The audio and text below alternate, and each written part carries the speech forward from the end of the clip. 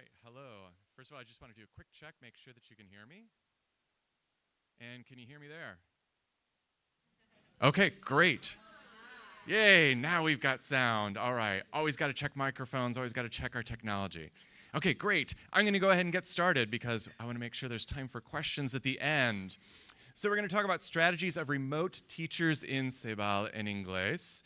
And so I'll do a brief introduction so that those of you who don't know who I am get to know me a little bit better.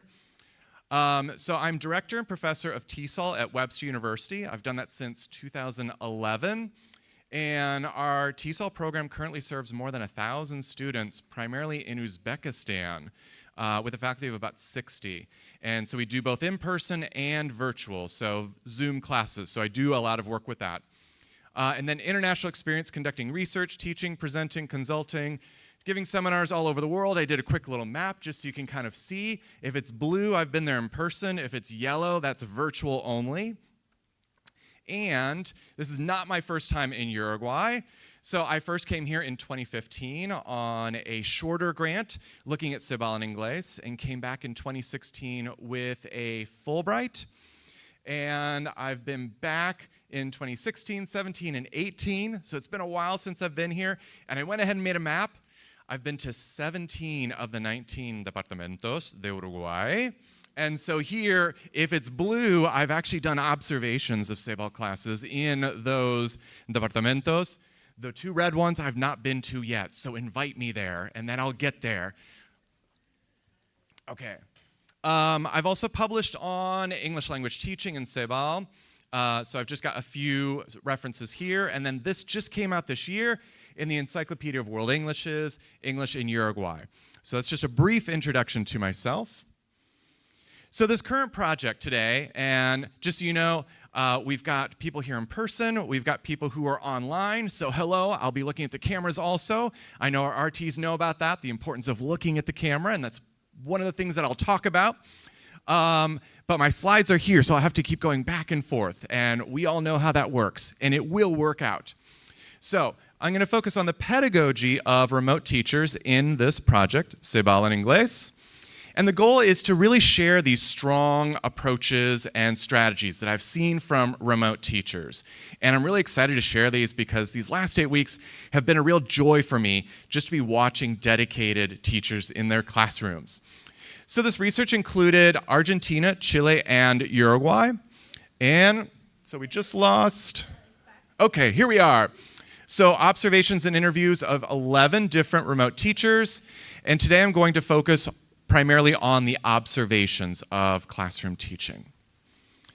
So I do want to give some special thank yous. First of all, to Ceibal and Inglés here and all the staff. Coming back to the Latu, it does feel like coming home, so I really appreciate that.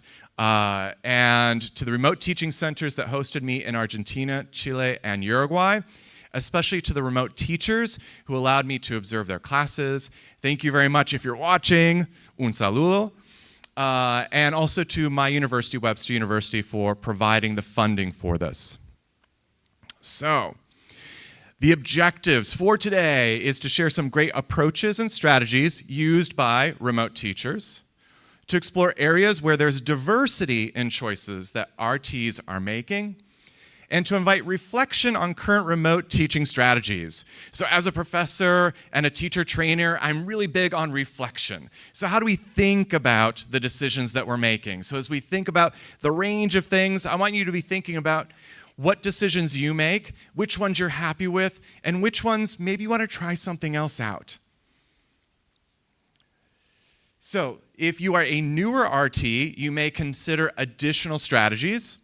If you're an RT who's having trouble in a certain area, maybe you've got a certain group where things just aren't working as well, this may give you some ideas. And also I found for myself, I've been teaching English and teacher training for more than 25 years now. I just find, okay, I'm a little bored with what I'm doing. I need to change things up because if I get bored, my students will get bored. I don't want that. So I want to know what other people are doing. And I learn from you, and RTs, I'm learning from you and thinking, what am I going to be putting into my teaching? So think of this presentation in that way.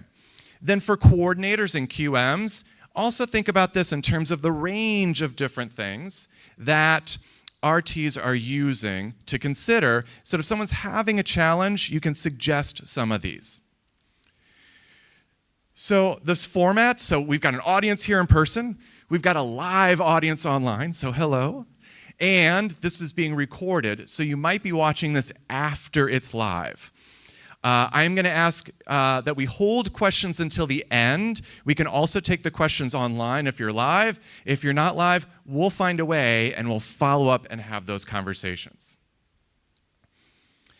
So let's get into exploring these strong strategies. So there are 7 major themes that I'm going to get to, and I'll go through each of these in a bit more detail. And just to let you know, kind of to preview, these first ones have more slides, and these last ones have fewer. So if we get further along, you're like, oh, this is a lot. I took the ones where there was more variety and put them towards the front. Okay, so this first one that we want to talk about, I think I've skipped a slide here, is personalizing instruction through the use of students' names. So creating seating charts. This was a strategy that I saw a number of RTs use, and there were 2 different ways that I saw RTs making seating charts. So one of them was digital seating charts, and I thought that was great. So you've got Active Inspire, you can move words around, and it's easy to save these. And so when students move from class to class, I saw the RT be able to move where that student was and then just save it, and then next week they can move them back if they switch back. Now a challenge to this is it requires you to have space on your screen to do this. So you RTs know that there's only so much real estate that you have on your 2 different screens. So you're trying to figure out where to put things, and RTs did a great job of coming up with ways of flipping back and forth between different things, having different tabs, or making windows smaller. So it's one of the challenges with this approach, but there are a lot of other ways that you can approach that to help. Then there's doing paper seating charts. So let's go ahead. There we go, paper seating charts. So the advantage to this is you can put this paper seating chart wherever you want to. And I saw RTs put it in a place where it was kind of in front of them, it was off to the side. It made it easier for them to navigate so that the real estate on their screens they could use for other things that they needed. With that, you can use pencil and you can write on it. You can erase and move things around. A challenge with that is over time, you've erased and you've written over it, and you have to keep track of that. So you have to make sure you keep each of those pieces of paper. Now, what I also saw is having a notebook. So it's paper, and this way, you know the order in which you've got your classes, so you just flip to that page, and you're able to get to that class. So it was really interesting to see different strategies that different RTs were using when it came to seating charts, both digital and paper ones. Now, not everyone relied on seating charts. That's not the only way to do things. So let's take a look at some other approaches. So calling names randomly. This is another classic thing that many people do. I've done this myself in my classes. And what this does is it helps to randomize who is participating in class instead of the person who is always raising their hand. We know those students, and we love those students, but we also love all the other students and want them to have an opportunity. Challenges are when students are absent or when you may call on a student who's not yet ready to participate. So when we've got the seating chart, we might be able to have some notes on who's more advanced, who is still needs a little bit more scaffolding and help, and maybe we don't want to call on them at first. But that random calling is something that can be used. Along with calling random names is using name pickers. And I will say I use this, so I was really happy to see RTs using Wheel of Names, which is my personal favorite, but it was nice to see other options. So I saw picking names out of a hat. And so for children, just seeing something that's animated on the screen and it has their names on it, it really gets them motivated, and there's this suspense of, is it gonna be my name? And no, it wasn't my name. Oh no, it is my name. But there's always some suspense, and that makes it fun. So the advantage here is that it does randomize. Also, with Wheel of Names, I know that you can save your lists. So I've done this because it's a Google product. You're able to save that list and pull it up each time for the new class. Now, if it doesn't save, I saw other RTs would have a Word file where they had the list of the students' names, and they were able to copy and paste it into whatever name picker they were using. So it's just very interesting to see there are just so many different ways to do this. What I also like about Wheel of Names and some of the other pickers is once you've picked a student, you can tell it to remove the name so that it randomizes who is getting picked, so that student doesn't get picked another time. So a challenge is when students are absent because you may call on someone who's not there. And so an approach that I saw was, while taking roll call, having that list up, that saved list or that word list, and removing students' names from it before you started to use that name picker. So it was really interesting to see the different strategies where RTs were thinking ahead to what happens in class, and they didn't want to slow things down. I was like, wow, these people are really thinking, and they're thinking about things that I hadn't thought about. So this is what I love about this kind of doing these observations and learning. Then collaborating with the CT to call on students. So this comes down to, do you have a CT who is going to be collaborating with you on that? Do they feel comfortable? And different CTs, they have different styles. I've seen that some CTs, they don't want to interrupt class, or they want to see how you're doing it, and others, they're right there and they're helping out.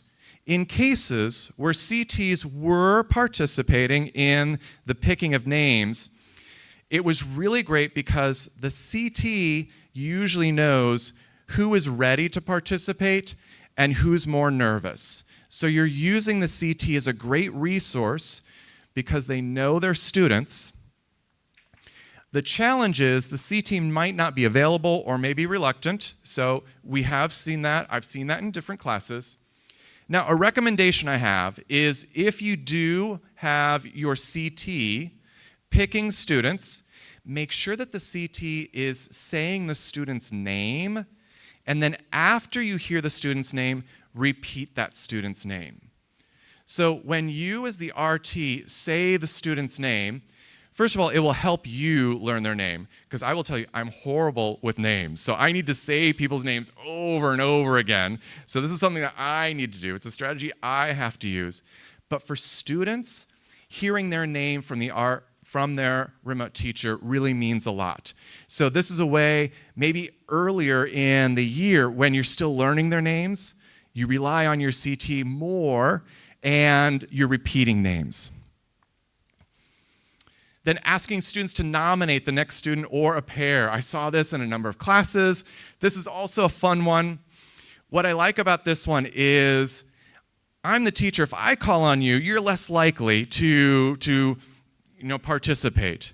But if Gabriela has just participated and she picks you, now it's your peer.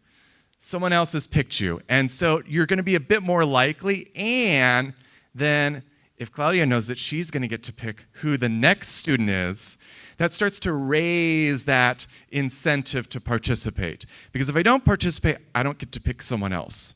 So there's a strategy to that. Now, challenge is that some students may still be shy about participating. My recommendation, when you use this, I did see students would sometimes just point to someone.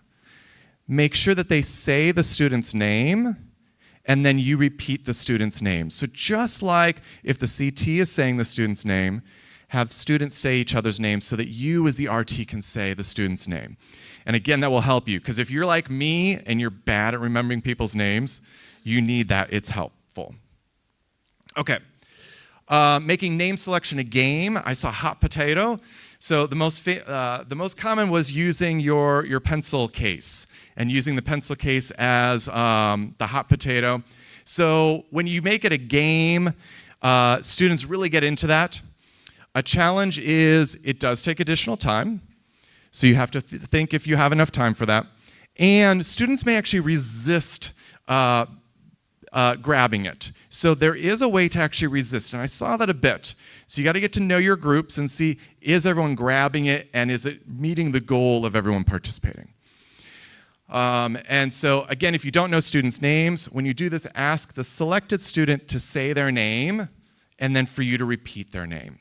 So the important thing here is for you to be using that student's name as often as possible.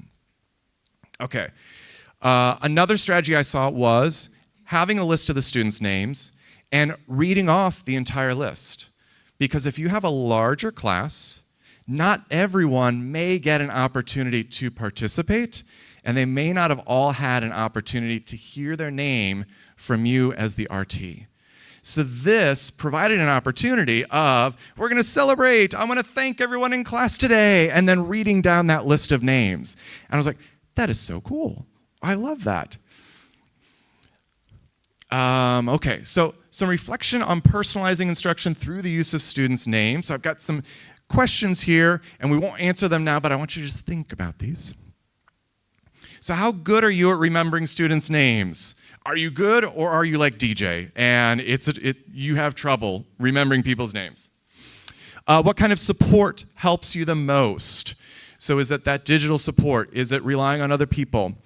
Do you have one way of selecting students to participate, or more than one? And if so, how many? And do you combine those? And then how often do you say students' names during the lessons? And then just think about what's one new strategy that you may want to try out. All right, let's move to the next. So, number 2, remote teacher presence. So in the literature, there's discussion of teacher presence. So just being here. So right now, as you see, even though there are people who are watching this live online, I am here where I've got a bigger space. I have people in front of me, and so part of my teacher presence is I move around. So anyone who's seen me present before, they know I move around. I use gestures, but the way I use gestures here is different than how I might use when I'm teaching through video conference, and that's one of the things we'll look at. So this is remote teacher presence. So this came up a lot. A lot of RTs talked about this, and then I saw this, is mimicking looking at students. And so we know this is the biggest thing. So right now, like my screen's here, my screen's back here. If I'm looking at my screen, I'm not looking in any way at my audience that is seeing me through the video. But I hope you see that I'm looking at the camera. Now, what happens is if I'm trying to go through a lot of material, where my material is, because I don't have it all memorized, can make a big difference. So I saw a lot of RTs talk about where they put things. And so where the camera is and having that material as close to the camera as possible so that there's sort of, it's right below and I can just kind of look up and down, and that helps me mimic looking at students.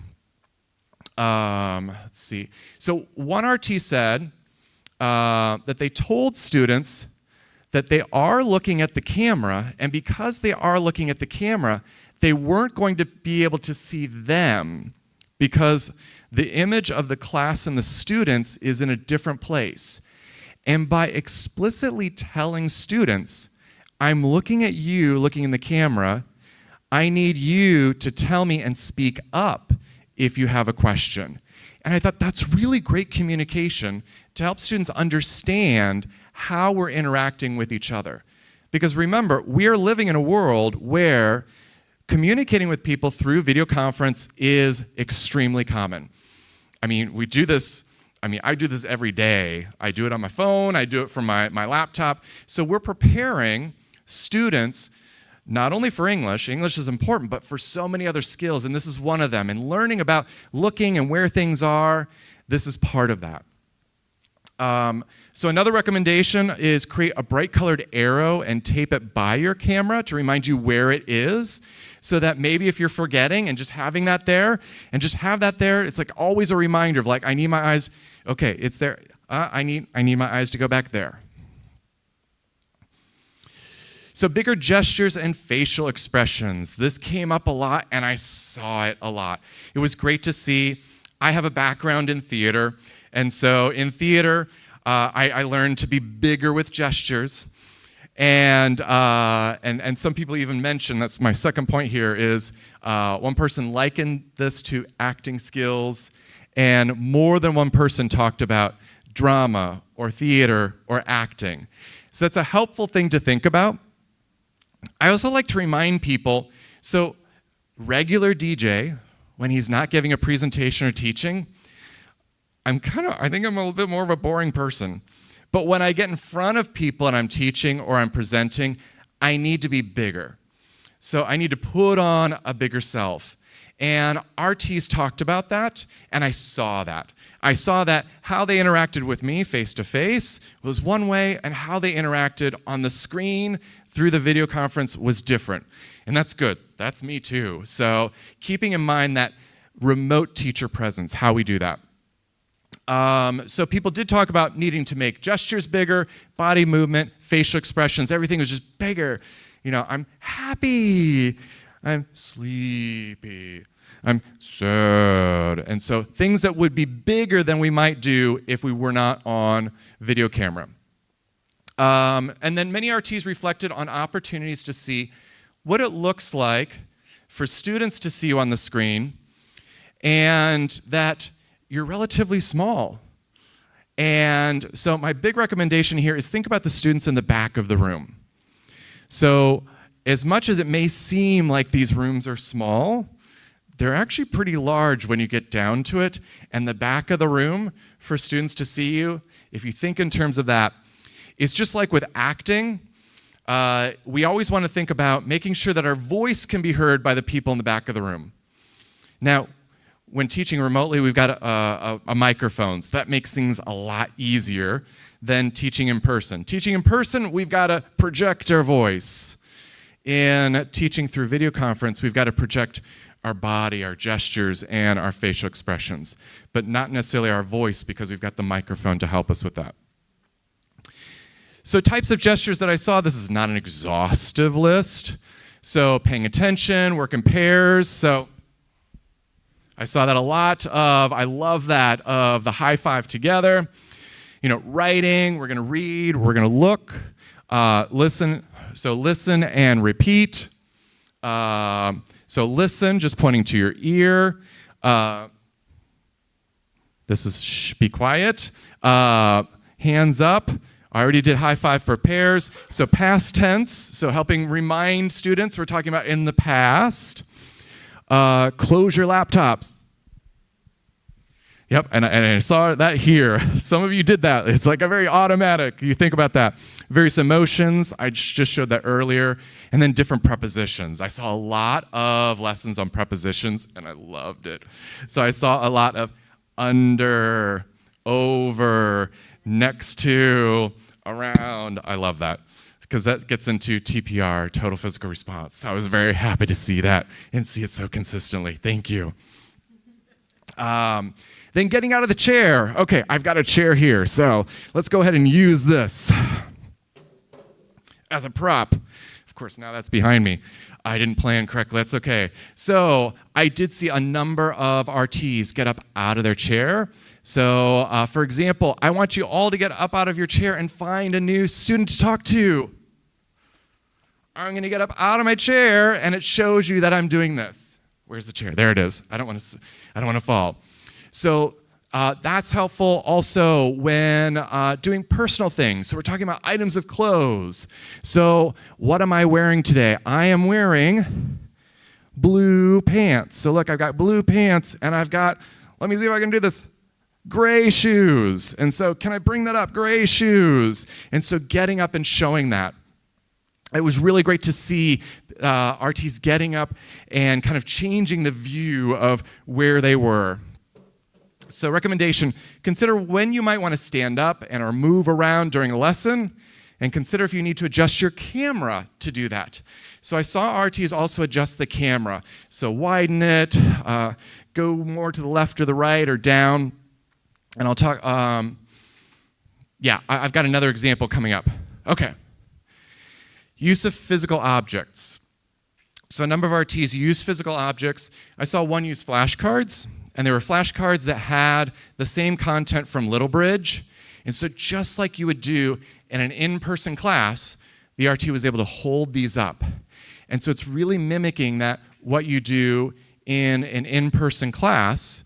So there are different ways to do this. I can have slides, and I can show you slides in Littlebridge or in Active Inspire, or I can hold up flashcards. So it's just another way of doing things. I saw use of real-world objects, so picking up pens, pencil cases, your purse, a bag, whatever it was, and then using that. I saw that with prepositions. So using real items that were right there in front of you, around you, to model different prepositions. And then what I saw in one class was after the RT modeled, I'm using objects that are around me to create sentences using prepositions. I want you to find objects in your classroom and come up with sentences and show me. And so students worked in pairs, and then the pairs came up and they showed visually. So the RT had modeled how to do this with what was around them, and then the students did the same thing, choosing whatever it was that was in the classroom, and the students were really motivated by that. So think about that, is translating what you do and then inviting your students to do that also in the classroom. Then use of a whiteboard. So in some teaching points, it depends on where you're teaching, there can be a whiteboard behind you. And so you can write on that whiteboard. So there are the prepared slides. And I'm a person, I love having prepared slides. But there's also something that's very kind of real world, in-person teaching, to write something on the whiteboard and then to erase it, and to write something and to erase it. It's very instant. So it's something that I was really happy to see. And I have seen that in a number of, well, most of the TPs I saw, there was not a whiteboard. So I went online and I did a search to see, so where could people in South America find a whiteboard? And Mercado Libre. So I looked at Mercado Libre, and you can find small dry erase boards so that you can have that, and then you could just hold it up and use it. So I'm just putting that out there. I looked to see where you can actually get it. So changing perspective. So one RT changed the focus of the RT's camera by panning down. And so what I liked about this, so I'm going to have to do this again, is so the teacher was teaching prepositions, and the teacher panned the camera down, and then the teacher said, okay, and now the teacher is under the desk. And the teacher disappeared under the desk. And it was just so great because it created such a great visual for the students. It held their attention, and it was very real world. So sometimes the way that we use our bodies can really help in conveying content.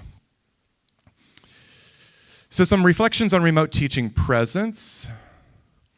So how would you describe your remote teacher presence? So specifically your remote teacher presence. And how is it different from your in-person teaching presence? So I do a lot of teaching on Zoom, and I'm very different when I'm on Zoom than when I'm in person. So I do have to reflect on that. And what adjustments can you make to ensure that you hold the attention of students in the back of the classroom? Because with Ceibal, we've got these classrooms of students. They're not all on Zoom with us, so you've got to hold the attention of those in the back.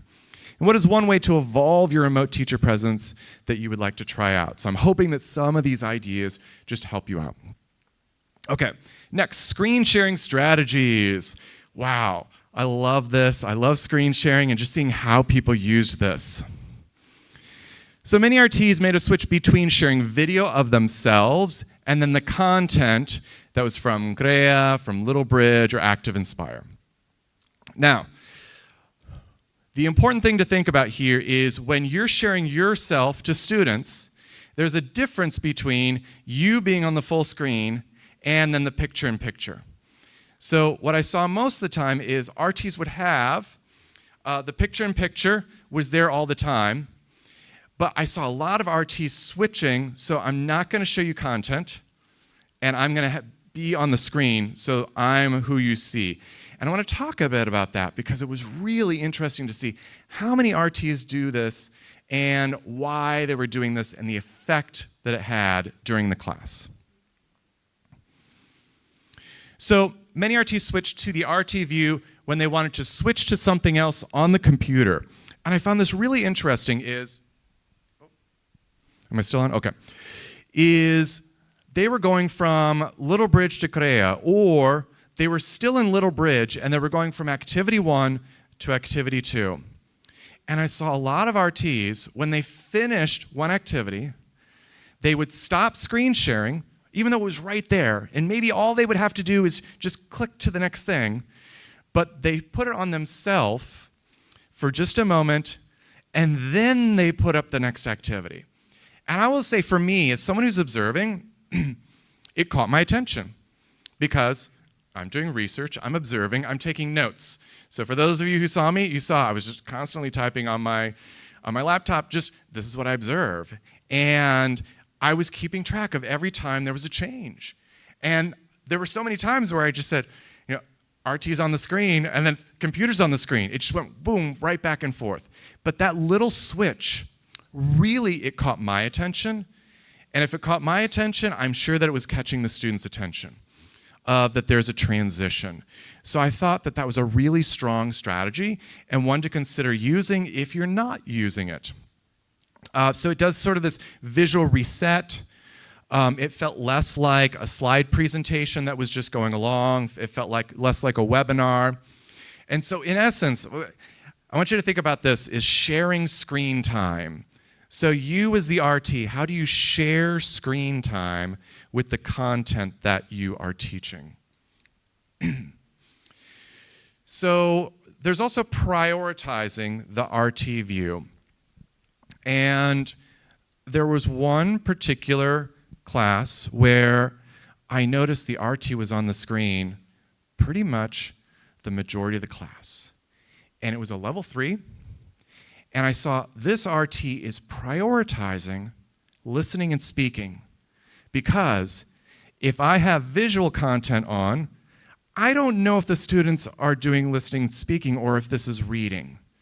So when we have the visual content, we can have students who end up reading instead of they're doing the listening and speaking. And this RT was in tune with the students. They were participating, they were following along. This RT knew how to make sure everyone is there, and it was different. It was a different approach. So it's something to think about is consider sharing computer content less as students get more confident, and then show yourself more on the screen, but have that content ready to pull up in case there are problems. And I'll talk about that because I did see that also as a strategy. So I saw also a lot of RTs used going into the full screen mode for getting students' attention. This is something that it's a challenge. You've got a group of students and you're not physically there in the room, and so getting their attention, it's an important part. And so going into full screen mode, it seemed to help RTs get attention. So a sudden change from the computer content to the RT appearing bigger was often effective, and this was often done in conjunction with an attention-getting strategy, and I've got a whole section on that. So we talk a lot about teacher talk time and student talk time, and I know that that's part of the training, it's in the capsules, and I know that teachers who are trained, we all know about student talk time and teacher talk time. But what I found is this balance between teacher screen time and content screen time. And I think this is an important concept to think about, is how much you're sharing yourself on the main screen and then the content that you have. So if you find that the majority of your class is focused on content on the screen, see if you can increase that teacher screen time and what that does in your classes. So just think about that and think about how you might experiment with that.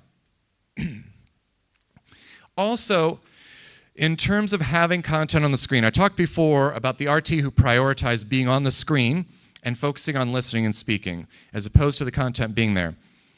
So is the content on the screen there to support students because they need it and they're not there yet?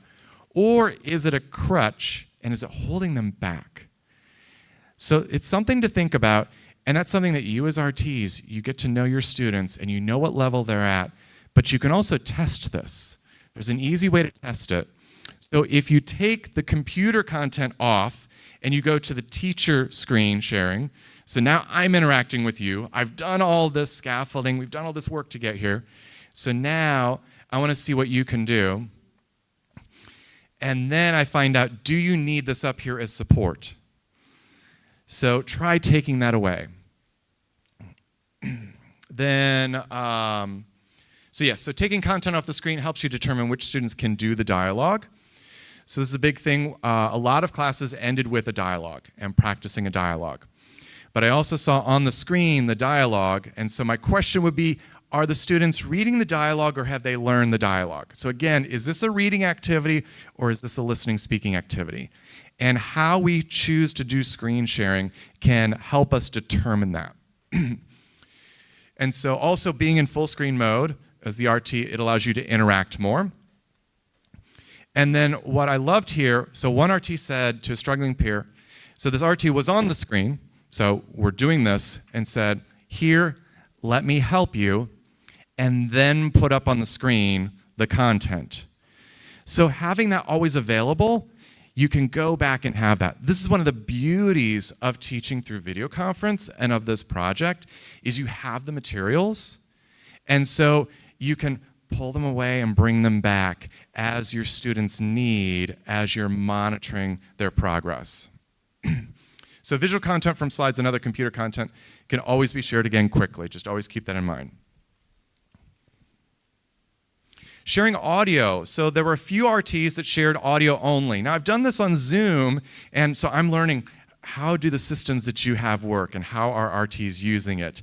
So it was great to see some RTs were sharing audio only. So playing some relaxing music. So the RT was on the screen, but there was this relaxing music on in the background. I'm like, this is great. You know, I'm here, but I've got this relaxing music to kind of set the mood, calm you all down before we get into class. One RT used music while playing Hot Potato. So just the audio only, we're going to do Hot Potato. You hear the music, now you don't hear the music. Because if you hit pause on a YouTube, you can see that it stopped. You have to actually listen. So with the audio only, the students have to listen. And so it is possible for the RT to be on full screen and to share audio content. So this was something I didn't know. It was something I observed. And there were a lot of things in talking to RTs that they told me they didn't know they could do this until someone else told them they could do it, and then they started experimenting with it. So my goal here is just to share things so that if you haven't heard, you can try that. So some reflection on screen sharing. When students are practicing dialogues, are they practicing speaking or are they practicing reading? Estimate what percentage of class time you appear to your students in full screen mode. Consider if you want to increase the amount of time that you are in full screen mode, and in what ways, when and why might you want to appear in full screen mode. Is it for transitions? Is it to get their attention? Is it to scaffold and make something more challenging? I'm trying to pull away the visuals. So think about why you're doing it. Not just, I need to increase the teacher screen time, but there are reasons for it. Okay, so let's get to attention-getting strategies. This was another big one. So some RTs had CTs that did a great job of helping out with calming students. And then there are classes where that's not the case. And so the RT is going to have more responsibility of getting students' attention. So, you know, one of the things that I saw a lot, and let's see if I can do this while I'm holding a microphone, is, okay, do it for me here. There we go, and we had a response. Okay, so it's a series of claps, and that exact series of claps I heard many times during classes, and then I heard students do those two claps back. So yay, great teamwork. So it's this combination of how we do this. So, and I saw if that didn't work right away to do it a second time and even a third time. So if it doesn't work, maybe do it that second or third time and see if that helps. So others used counting, either up or down. So what I saw was, okay, let's listen. 3, 2, 1. And those students, they were listening when they got to 1. I was like, that's great. Now we're going to repeat in 1, 2, 3. And then students were ready, and then they did the listen and repeat. I'm like, this is great. So these were routines that RTs were using that were working. Others used phrases like, attention, with me, let's repeat. So whatever it is that's going to work, and you find, and with different groups, different things will work. Others use gestures. So I saw like hand up. I use that a lot when I'm doing in-person, especially when there's group work. I do hands up because people see and people who have their backs to me. I also saw silent coyote. So that's another one that I saw several RTs use, because here we've got the mouth closed with the silent coyote. So other RTs, as I mentioned before, went into full screen mode as a way to get students' attention, combining it with one of these attention-getting strategies. And I found that this seemed to be more effective. So I really want to share this as a recommendation. If you're finding that you're having a challenge with students not paying attention, try going into the full screen mode and then doing the attention-getting strategy. Then ending pair work. So I saw one RT use an on-screen countdown clock. I thought this was great in terms of content to share.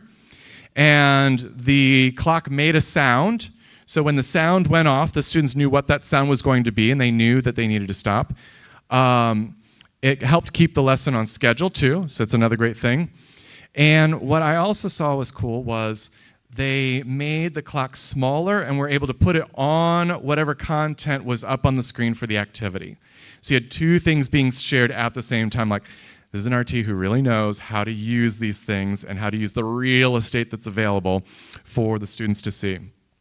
So this could be really helpful, is to use on-screen timers, but then go into full screen mode so students see you. So that combination of the timer goes off and now I'm on full screen. So some reflections on attention-getting strategies. So how effective are the attention-getting strategies that you're using? Are your strategies visual, or are they auditory, or are they both? And does the same attention-getting strategy work for each class group? I would see very big differences between different class groups, and I know all of you RTs know that, and you would tell me, this group is like this and this group is like that. They are different. And then what attention-getting strategy would you like to test out? So I hope that there are a few new ones here that you can test out. Okay. We're going to get to some shorter ones now. So promoting noticing, and I talk about this a lot in our teacher training program, this idea of noticing. So there's this thing that's known as enhanced input. And as I'm looking at the content that's available through Little Bridge and the Active Inspire slides, there's a lot of this enhanced input. And what that is when you underline. So we're teaching prepositions. I saw a lot of preposition classes. The preposition is underlined, or the preposition is in a different color, or it is highlighted. So all these are forms of enhanced input. And but RTs then had their own strategies for directing students' attention to content on the screen. And it was really neat to see the different strategies that RTs used. Now, one of the most common is the arrow cursor. So if you're over a place where you can type, it looks like this, and then if it's not where you can type, it's an arrow. And so you move the arrow around. So I saw a lot of circling with the arrow or kind of waving it back and forth as a way of getting students to notice and pay attention to a particular word, a particular phrase, a particular image on the screen. I also noticed one RT changed the cursor so it would be more noticeable. It was a red cursor, and when moved, it had a little tail. So it was like a comet on the screen. I was like, oh, that's actually grabbing my attention. And I thought that was so great. So something different than the arrow. So just learning how to change that cursor. But then with Active Inspire, so I saw a lot of RTs using Active Inspire, and I'm going to be honest, this is a program I'm not as familiar with. So I got to learn a lot, and I love that when I get to learn things that I can take back and use myself and teach my teachers about. So thank you for all of you who did this. So I did a lot of learning here. So I saw drawing a larger arrow and then moving that arrow around. So the main arrow that's there might not be easy to see in the back of the room. So I'm going to draw an arrow that's this big, and I'm going to move that around. You will see this arrow. You could not miss this arrow. I loved it. So drawing arrows, circling, underlining things. I saw a lot of that. Drawing a translucent, kind of see-through cloud, and then just kind of having it go over things. So now we're looking at Rose. Now we're looking at Domino. Now we're looking at James. And I was like, okay, like I can see exactly where it is. And it's kind of highlighting it, but moving it. Then typing words and phrases onto slides. I saw a lot of RTs doing this. And so that was great is, right now I've got these slides, and these slides, they're very static. With this format that we're using for presentation, that is what it is. But when you're teaching for Ceibal, you've got these great Active Inspire slides that you can work with and change. And what I saw was just so cool. And then one RT, when typing, used a purple background with yellow text and explained to me, this is really good for students that have color blindness, and it's high contrast. And I looked it up. So I looked it up. I'm like, okay, you're telling me this. I'm going to look this up. I'm like, yes, this is high contrast. I'm a professor. I'm an academic. I want a second opinion. I'm like, okay, you are correct. So if you're watching, yes, you're correct. I learned from you. Love this. So just thinking about that is, are we going to use different colors and how we might do that? But that was a combination that worked well. So again, most of these strategies were used with Active Inspire.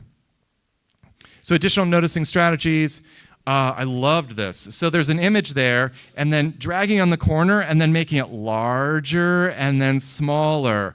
And oh my goodness, I'm observing, I'm trying to take notes. I'm like, I can't take notes because I'm watching the screen. I mean, that image becoming larger and smaller, it just drew my attention. So anything that was happening that I couldn't take notes, which I'm there to do because my eyes are on the screen. No, I'm there to watch what's happening. But that showed me this is effective. I love this. I also saw moving objects around. So we've got Rose and we've got James. So I'm going to click on James, and I'm going to move James around, and I'm going to move Rose around. And it made it very clear who was talking. And I was like, this is so dynamic. I love this. So I saw a lot of great things that I want to use and I want to see my teachers using. So some reflections on promoting noticing. So how do you draw?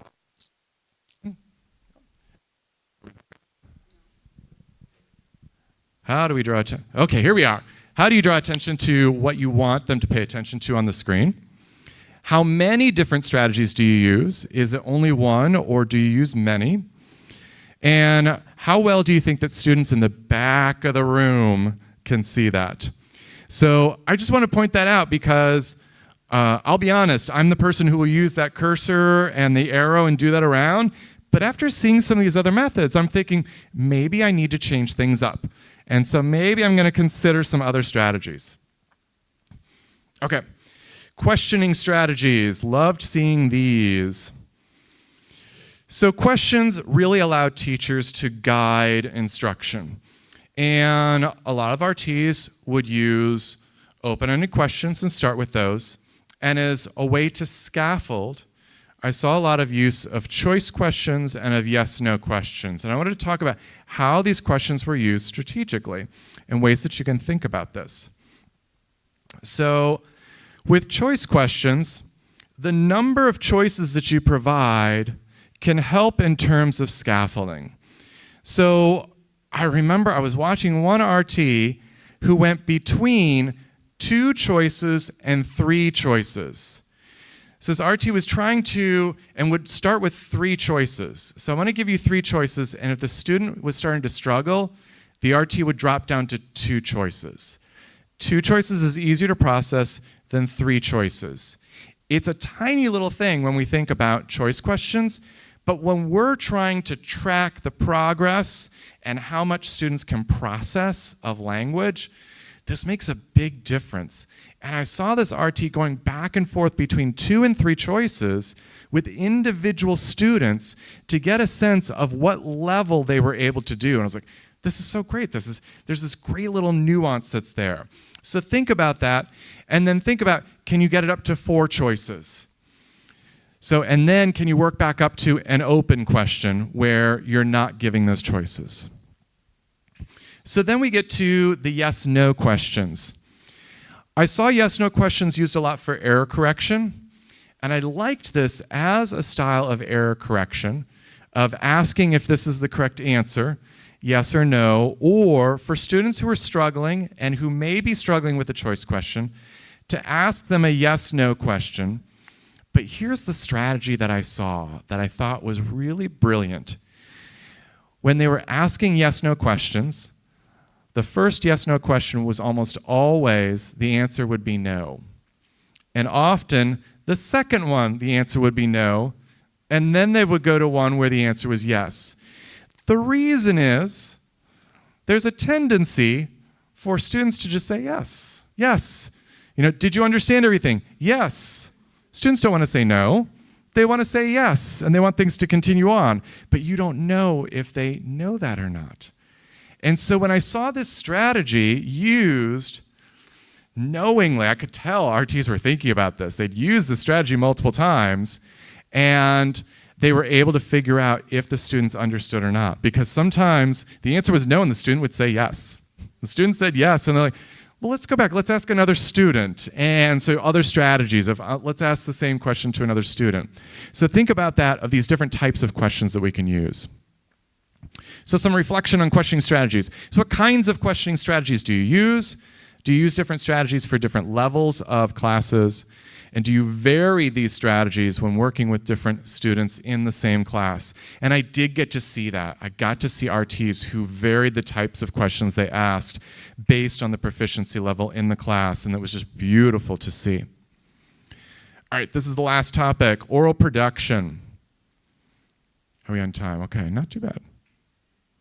So listen and repeat was what I saw used the most. So that's a common part of these lesson plans. And most RTs did a good job of focusing on full sentence production. But I want to talk about this, of some strategies that were used to move up to that full sentence production, especially when we get into more than 3 words. 3 words, that's easy, but when we've got 7, 8, 9 words, and a lot of the lessons have that, some strategies to get there is really helpful. So I saw 1 word at a time.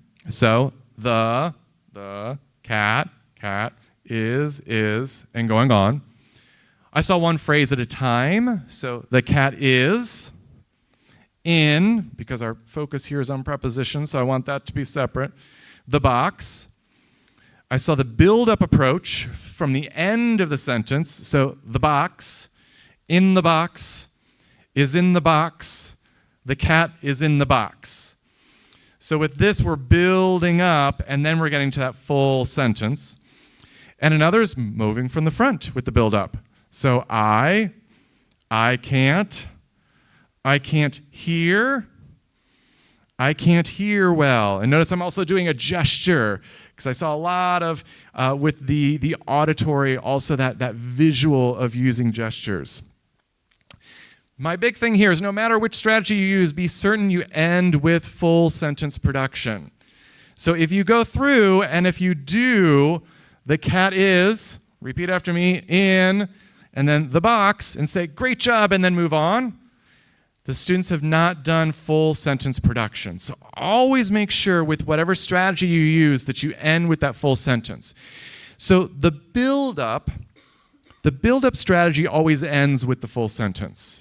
So if you find that you're using one of these first 2 strategies, the 1 word at a time or the 1 phrase at a time, and you're not getting to the full sentence, consider testing out the build-up approach, whether it's from the back or from the front, depending on the content, depending on your students, because that will always end with the full sentence. Also, breaking down words, I saw this. So let's take the word drawing. So drawing, I'm like, wow, that is a difficult word to say. Wow, we got some difficult words in English. And so an RT broke this down. So drawing. So really breaking that down. And so that was really nice to see a difficult word and breaking that down. So some reflections on oral production. So what strategies do you use to build up to full sentence production? And when students struggle with oral production, what strategies do you use to slow things down and simplify before working up to the target? So remember, we can scaffold up to this, and we can also say, we're doing this, and then I find out we need to kind of move back. And so there are different ways we can do this. This can be a warm-up, or let's cool down and then get back to where we need to be. So final summary, and not too bad on time. Okay, good. So I saw many strong and purposeful strategies used by RTs, and so I really want to highlight that, and again, thank the RTs who allowed me to watch their classes and just really enjoy myself. This just got me so excited. It's like the best thing to do on my sabbatical is seeing other teachers who love what they're doing and using great strategies, and me taking back great information and then sharing it with other people so that other people can get excited again about what we all love doing, which is teaching English. So training capsules helped, but many strategies were from experience. And so I did have a chance to do the learning capsules on CREA. And so I did see a lot of things that were in the capsules. And so I didn't highlight exactly which ones were from that, which ones were not. But a lot of RTs said, yep, I learned this from the capsules, and this I learned on my own. And I think some RTs weren't even aware that they were doing it, and these are great strategies. So if you're watching and you weren't thinking, hey, this is a good thing I'm doing, I want you to think about that. And yay, kudos. And in many cases, there was no one way to meet a particular goal, but some RTs stuck to one or two strategies while others used a wider range of strategies. So it's one of the things to think about is where you're at and how you might kind of expand that. So one of the goals of this presentation is to help you think of different ways that you might consider. So closing thought, these observations and recommendations are designed to help widen the range of strategies that you can choose from. So it's not a matter of replacing, but having a bigger toolbox, more things that you can choose from. And then I just want to say gracias, thank you. And if you happen to want to follow me, the best places are probably LinkedIn the most, and then also Twitter. So I just put those up there. And so I will stop there, and then we will see if we have questions. And I'm going to defer to the questions that are online, because I get to make that decision. Okay, not yet.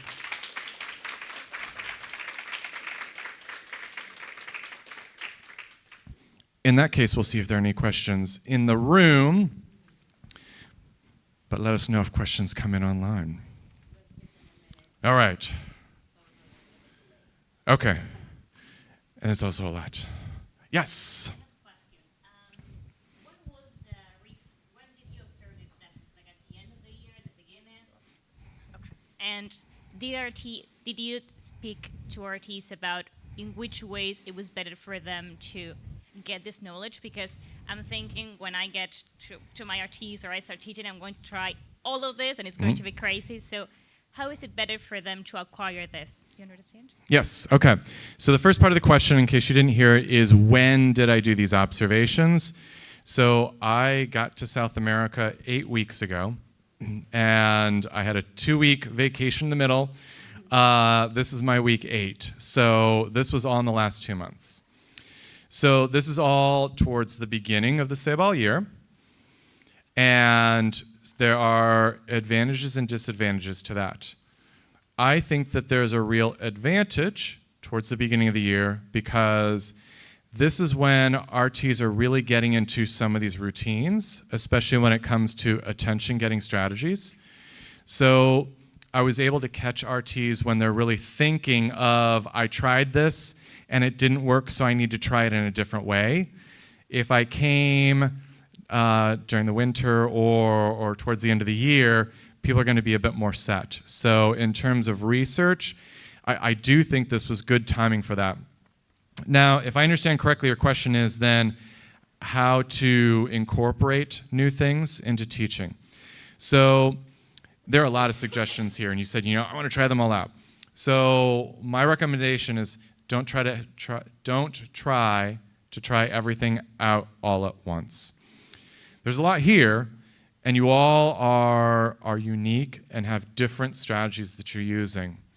So there are different categories. So think, is there a particular category that you're thinking that this is one that I feel that I need to grow in? Or you've been observed by a coordinator or a QM, and here's an area that's identified as an area for improvement, an area for growth. And then look at one or two of these that you're not using and start to test them out. And do that for a week or two and see how that is and start to reflect on it. And then if there are others that are from that category, maybe test some of those out. So I'm so glad that you asked this question, because there is a lot here, and what I wouldn't want to see any RT do is take this as, oh my goodness, I need to do all of these. Because I'll tell you, there's no RT that did all of these. And there's a lot of diversity and a lot of uniqueness, and I think that's what's beautiful about us as teachers and what's beautiful about language teaching. And we learn as students from different teachers who approach things differently, and we respond differently. So, yeah, that's a really good question, and I hope that kind of helps with some recommendations of how you might bring that in. Any questions from online? Yes? We have one online, but I have a follow-up first because of what you just answered. It's the beginning of the year, and many RTs, I have this one anyway, I think. Many RTs are meeting with their students for the first time, but many RTs are meeting with students not for the first time because they had them last year. So I wonder if any RT talked about difficulties, challenges, or how they overcome when it's a new group. A new group, maybe new students or new CT or both? No, that's a really good point. So you'll see that a number of strategies talked about things that they know work, and then also how much the CT participates. So a lot of RTs did talk about, I taught this group before, so I had them for level 1, and now I'm teaching them for level 2. I think one of the great things about this project is how different teaching centers will work with a particular school, so that as a group you get to know the school, you get to know the director of the school, and you get to know the teachers. And a lot of RTs talked about working with the same CT, or I had this group before, but it was a different CT, or I've worked with this CT before, but now it's a different group. And all those were different reflections of adjusting things. And so because I was seeing people closer to the beginning of the year, there were a lot of reflections. So, back to your question of, these observations, not only did I do observations, but then I would do a short, and I'm talking short, like 2-minute interview of, can you highlight for me some strategies that you just want to make sure that I noticed that you used? And then, and the second week, I would do a longer interview, which was 20 to 40 minutes, depending on how much people shared. And that's where there was more reflection. But I did get a lot of reflection in those short ones and in the longer ones to learn more about what strategies they did. And if there was something that I saw, then I would ask a question. Say, I noticed this. Can you talk to me about this? So good. And then, okay. Is there a question from online? Yes, there is a question from online which says, which capsule would you add to the training based on your observations? Oh, wow, okay. So this is a good question. And so I think there were a lot of really great things in the capsules. I think it comes to which capsules go together. And so for me, it's a matter of, and I've talked to people, is like, how do you organize these? So I think it's harder to see, what I've heard is there's a responsiveness which I think is great about this project, that when RTs and coordinators and QM say we need something more, there's an opportunity to develop that and to be responsive. So I guess my question would go back to the RTs. So based on this, because one of the questions I asked, and it was really interesting to hear the responses, is, what are things, so I asked about the training, and what are things that you learned to do just on your own? So not through the capsules. And there are some things where you just learn it on your own. And a lot of people also talked about observing other people and the importance of observing other teachers. And I love observing other teachers. I mean, this is what I'm doing. This is what I'm doing. This is my sabbatical. And I got to choose what I wanted to do. And this is what I wanted to do. I wanted to watch teachers because I wanted to learn, because this is what I love. And every RT who talked about watching another RT, it was always I learned so many things that I didn't think about, that this was another way to do it. So I think it comes down to, is this a capsule? Is this something that you learn from someone else? This is a type of thing it's the type of professional development where my hope is that here you're getting to learn about a few more strategies because you didn't get to observe as many people as I got to observe. So when you do peer observations, and I think peer observations are really a great strategy, and I love hearing when those are done, and I loved hearing so many RTs talk about that. It's always limited, just like my research is limited, because there are dozens and dozens and dozens of RTs I didn't get to see, and there were only so many slides I could do in an hour, and I didn't get to share all the wonderful things. So that's my answer to that. Long answer, Thank you. sorry. I don't have more questions here. I don't know. Gilda? So you've spoken about teacher screen time versus content screen time, right? I wanted to know what's your recommendation in this. And in a 45-minute lesson, how much content screen time can be shared and how much teacher screen time can be shared? That's a good question. And I think a lot of it comes down to the level you're teaching and the level of your group and how your students are doing. So if I was doing level 1, I would probably do more content sharing than I would in level 3. However, I would also think about when I do the screen sharing, when I do teacher screen share, and when I do content screen share. So just like we think in terms of single word production, phrase, sentence, and discourse, as we move up, we get more complex. And as we move from scaffolded with visuals on the screen, I think moving towards not sharing later in the lesson is helpful. So I would think I would look at using teacher screen time for attention getting and for transitions. Those would be recommendations I would ask every RT just to think about and test it out. And at first I was like, yeah, because I'll tell you, these are not things that I've done. And it's got me thinking because it really got my attention, especially those transitions, and so many RTs did it. I was like, wow. So I think you think in terms of that, but I really saw that when RTs moved up to that, we've done the pair work and now you're sharing back. And when they move to, I'm going to be on the screen and I'm going to be interacting with you and listening to you as you share back because I've taken you through all of this. And then having the content there to share as needed and to come in, that seemed to be a really helpful, nice ordering. So I think it's hard to say an exact number of minutes. It's just like with teacher talk time versus student talk time. What kind of stuff are we looking at?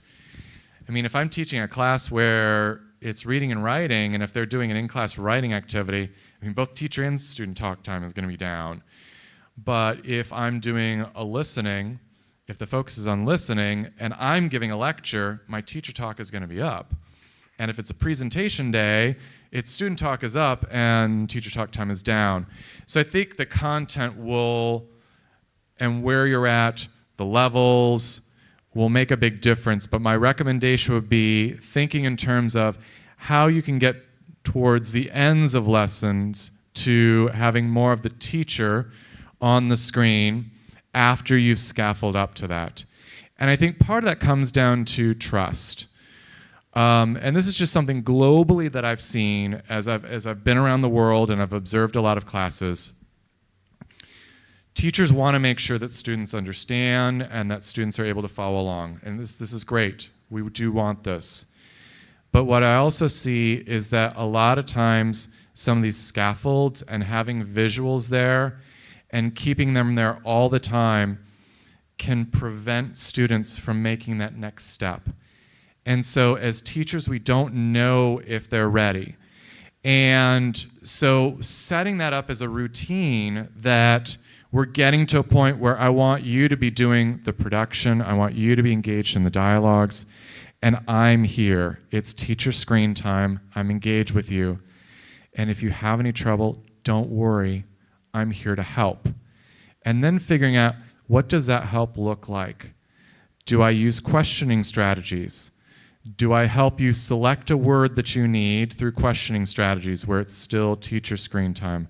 Or do I go back and do I share content from the content?